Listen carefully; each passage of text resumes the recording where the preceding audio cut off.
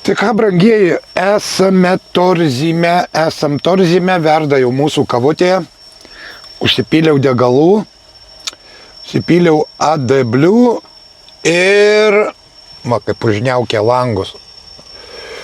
Ir vienu žodžiu, važiuosim toliau, dar mums važiuoti 856 km.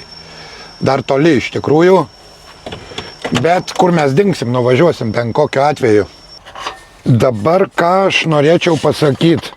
Čia daug kas manęs buvo prašęs poilsio lapų pildymą parodyti, ar ne? Tai, brangieji, aš ką pažadėjau, aš parodysiu, bet ne šiuo kartu, aišku. Tik tai aš noriu pasakyti jums štai ką. Nėra iš tikrųjų paprasta man tai padaryti. Aišku, parodyti, tai čia viskas gerai, bet yra toks niuansas vienas, kad aš šiam dalykė nelabai noriu meluoti, todėl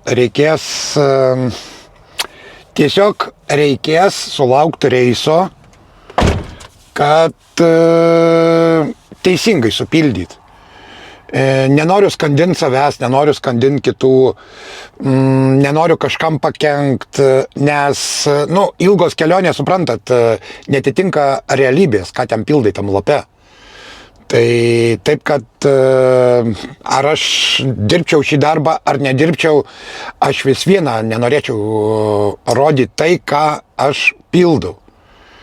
Nes policajai irgi patys žino, kad mes meluojam pildydami tuos lapus, bet jie yra teisingai užpildyti ir jie negali prisikabinti.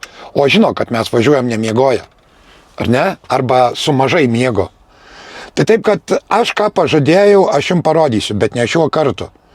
Gal bus kažkoks tai trumpesnis reisas, nes aišku, dabar irgi būtų įdomu parodyti, bet tiesiog sakau, nenoriu kažkam tai pakenkt, o pirmiausia tai savo.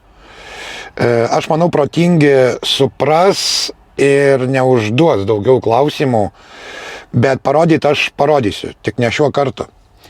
Va, tai gerai, tada susikraunu daiktus čia ir bandysim judėti, nes toli važiuoti.